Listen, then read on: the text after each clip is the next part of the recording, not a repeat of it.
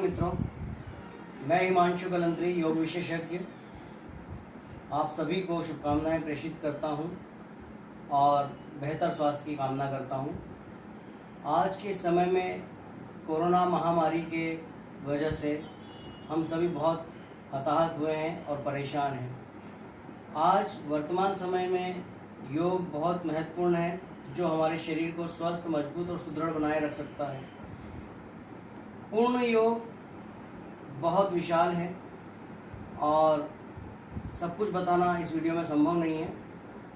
वर्तमान में मैं आपके समक्ष श्वास प्रश्वास को हर समय अच्छे से करते रहने का अभ्यास और कुछ विशेष आसनों के साथ उसको और बेहतर बनाए रखें, जिससे कि हम अपना रेस्पिरेटरी सिस्टम भी इम्प्रूव कर सकें और साथ ही साथ हमारी जो मुख्य रीढ़ की हड्डी है उसे हम व्यवस्थित रख सकें। तो ये जितने भी आसन मैं आपको बताऊंगा या बताने जा रहा हूँ, ये सभी हमारी रीढ़ की हड्डी के लिए है। स्लिप डिस्क, साइटिका, पीठ दर्द, कमर दर्द, गर्दन के दर्द, फ्रोजन शोल्डर में ये सहायक है उन्हें ठीक करने में। साथ ही साथ चक्कर आना सर्वाइकल की वजह से या नमनेस पैरों में जो झुनझुनी आती है, उन सब में भी ये सारे आसन महत्वपूर्ण हैं और बहुत लाभकारी हैं। तो एक एक आसन को बारीकी से आप देखें, समझें, उसके पश्चात ही इसको करने का अभ्यास करें। ये सुरक्षित है, बशर्ते कि आप इसको पूरी सावधानी के साथ व्यवस्थित तरीके से, जैसा इसमें बताया जा रहा है आपको, उन्हीं निर्देशों का पालन करते हुए करें। तो हम शुरू करते हैं और बिल्कुल सावधानी पूर्वक करना है, बहुत आराम से। सबसे पहला आसन जो हम लेंगे वो होगा ताड़ासन। ताड़ासन में दोनों एड़ियों को साथ में उठाते हुए आप अपने हाथों को ऊपर उठा करके पूरा सीधा रखते हैं कोहनियों से, इसे बैंड नहीं होने देते हैं, सीधा रखते हैं। फिंगर लॉक बनाते हैं और उसको ऐसे घुमा करके अपने हाथों को छत की तरफ खींचते हैं। इससे आपके कलाई से लेकर के पैर की एड़ी तक या उंगलियों से लेकर के पैरों की उंगलियों तक पूरा शरीर खींचता है। इसमें आपकी रीढ़ की हड्डी भी खिंचाती है। इससे सारे वर्टिब्रा आपके व्यवस्थित होते हैं और मजबूत होते हैं। यदि कोई गैप है तो वो भी ठीक हो सकती है, यदि कोई नर्व पे कॉम्प्रेशन है तो वो भी ठीक हो सकता है। इसको कम से कम 10 श्वास प्रश्वास लंबे गहरे इस तरह से लें।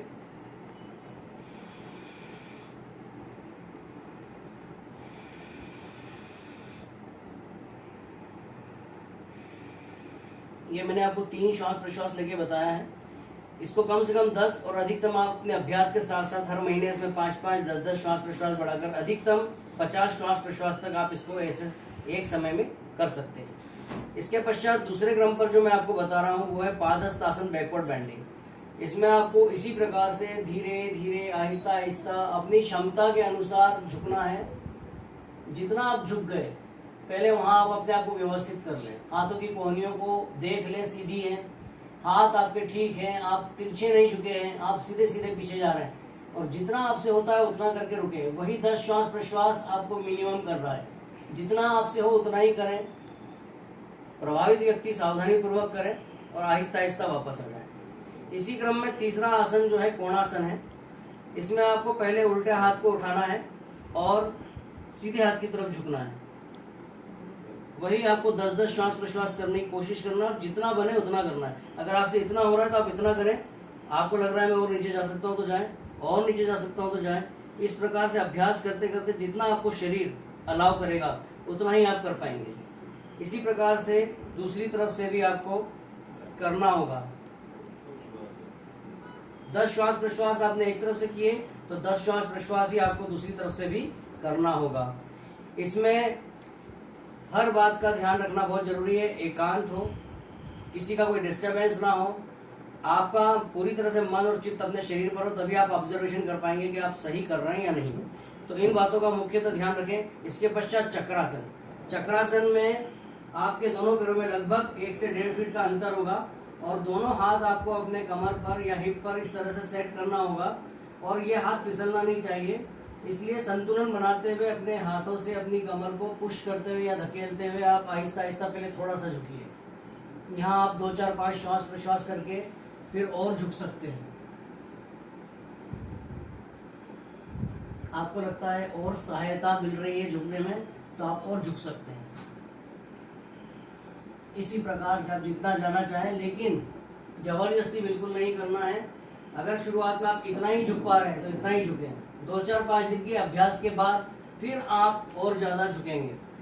ये खड़े होकर के करने वाले आसन थे।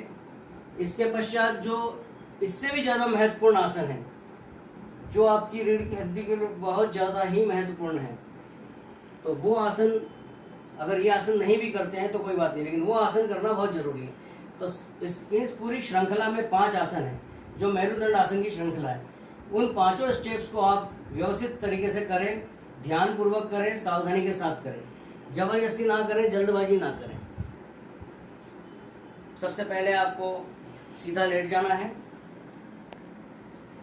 अपनी बॉडी को आप थोड़ा सा रिलैक्स कर लीजिए। यदि थकान है तो उसको दूर कर लीजिए। शरीर की मांसपेशियों को आप ढीला छोड़ दीजिए। इसके पश्चात सबसे पहले आपको अपने दोनों पैरों को ऐसा फोल्ड करना है और सिर्फ आपको लेफ्ट और राइट दोनों तरफ अपने घुटने जमीन से टच करना है। पहले आप लेफ्ट में ले गए, गर्दन को अभी आप एक तरफ भी नहीं मोड़ेंगे, बीच में सीधी रखेंगे और फिर आप इसको धीरे से इस तरफ ले गए। आपको दोनों तरफ अपने घुटनों को जमीन पर टच करना है। यदि नहीं हो रहे तो कोई बात नहीं, धीरे धीरे अभ्यास करें। बहुत सावधानी से, क्योंकि कमर पे झटका नहीं आना चाहिए, क्योंकि रीढ़ की हड्डी में यदि आपको तकलीफ है, कोई दर्द है, यदि स्लिप डिस्क का केस है या साइटिका का है, तो हो सकता है आपको पेन्स आए बहुत ज़्यादा। ये मैंने 3 बार करके बताया है। कम से कम आपको 10 बार करना है और फिर आप 25 तक इसको ले जा सकते हैं। इसके पश्चात दोनों पैरों में अंतर होगा और फिर आप पहले अपनी गर्दन को राइट साइड में घुमा लीजिए, हाथों को कंधे की सीध में फैला लीजिए और दोनों पैरों को आप लेफ्ट साइड में ले जा रहे हैं। तो आपका जो ये लेफ्ट पैर का घुटना है जमीन पे और आपका राइट पैर का घुटना जो है आपकी इस एड़ी पे, यानी उल्टे पैर की एड़ी पर, ये टच हो गया। अगर नहीं हो रहा है, इतना भी हो रहा है तो कोई बात नहीं। शुरुआत में आप जितना हो रहा है उतना करें, जबरदस्ती जिद ना करें, धीरे धीरे आपके होने लगेगा। इसके पश्चात आप दिशा बदल देंगे, गर्दन को आप इस तरफ घुमा देंगे उल्टे हाथ की तरफ और फिर आप सीधे हाथ की तरफ अपने दोनों पैरों को उसी प्रकार से ले आने की कोशिश करेंगे। ये देखिए, और यहाँ आपको श्वास लेना छोड़ना बहुत महत्वपूर्ण है। तो कम से कम 10 श्वास प्रश्वास और बढ़ा के आप इसको 25 श्वास प्रश्वास तक ले जा सकते हैं। इसके पश्चात पुनः अपनी गर्दन को आप उल्टे हाथ पे घुमाएंगे। सीधा पैर है, इसका जो एड़ी वाला हिस्सा है वो हमारे उल्टे पैर के घुटने पे रखेंगे और इसको धीरे धीरे धीरे धीरे आप इस तरह से ले जाएंगे। ये जो अलग अलग प्रकार से मैं आपको बता रहा हूँ, इसका उद्देश्य है ट्रैक्शन देना। आपकी रीढ़ की हड्डी पे पूरा यहाँ पर आपके कंप्लीट ट्रैक्शन आएगा, जिससे आपकी स्पाइनल कॉर्ड के वर्टिब्रास जो हैं वो सेट हो जाएंगे। यदि इनमें गैपिंग है तो वो ठीक हो जाएगी और यदि नर्व कॉम्प्रेस हो रही है तो वो फ्री हो जाएगी।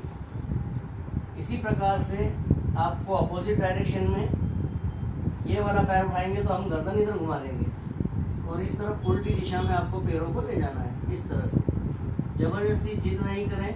यदि आपको क्रैम्प आता है, किसी कारण से कोई ऐसा लगता है कि पेन आ रहा है, मसल पुल हो रही है, तो आप उस समय ना करें, थोड़ी देर के बाद करें या फिर अगले दिन करें। इसी प्रकार से इसके बाद वाला जो है उसमें हम दोनों पैरों को फिर से लंबा कर देते हैं और गर्दन को उल्टे हाथ पे घुमाइए, अपना उल्टा पैर सीधे पैर पर रखिए और ये दोनों पैरों के अंगूठे उंगलियां आपके राइट साइड में ले आके जमीन पे टच कर दीजिए। नहीं हो रहा है, इतना हो रहा है, इतना भी कर सकते हैं, इतना हो रहा है, इतना करें। यदि पूरा हो तो बहुत बढ़िया, नहीं तो अभ्यास के साथ धीरे धीरे आप प्रैक्टिस करते हुए आगे बढ़ेंगे। अब इसी प्रकार से उल्टे दिशा में इस तरह से ले गए। सभी में कम से कम 10 श्वास प्रश्वास से आपको शुरुआत करना है। यदि बहुत अधिक कष्ट लगता है तो आप 5-5 श्वास प्रश्वास से कर सकते हैं।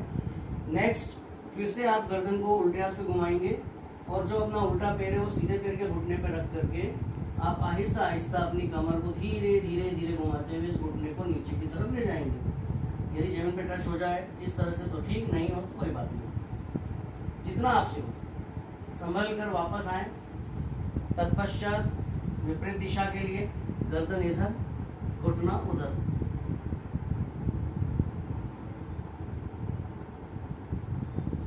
और इसमें आखिरी जो आसन है या आखिरी जो स्टेप है उसमें गर्दन उल्टे हाथ पर घुमाएंगे।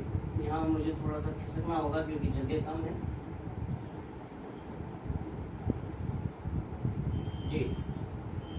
अब हम उल्टा पैर सीधा सीधा उठाएंगे और पूरा ले जाकर के जितना हमसे होता है, इतना हो रहा है तो इतना ही करें, ज़बरदस्ती ऊपर ले आने की कोशिश ना करें, लेकिन कोशिश ये हो कि हमारे पैर व्यवस्थित हों, धीरे धीरे जाएं। इतना हो गया, ठीक है, यहाँ रुक गए, और लगा, थोड़ा और ले गए। ऐसे करते करते जितना आपसे हो आप फाइनली अपने हाथ तक उसको ले जा सकते हैं। आ गए। इसके बाद इसका विपरीत,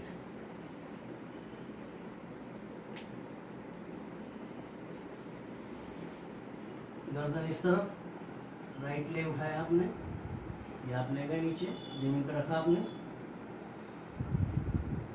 फिर इसके लिए कोशिश करें कि आप जितना ऊपर, अगर आपको दिक्कत लगती है, यहाँ पे क्रैम्प आते हैं या कुछ होती है, तो आप जबरदस्ती जिद ना करें। कुछ दिनों के बाद फिर आप पुनः कोशिश करें कि हम आगे बढ़ें। तब तक आप उतना ही करें जितना आपसे हो रहा है। और ये आपके जो 6 स्टेप्स मैंने आपको बताए हैं, 5 से 6 स्टेप्स, ये बहुत महत्वपूर्ण है।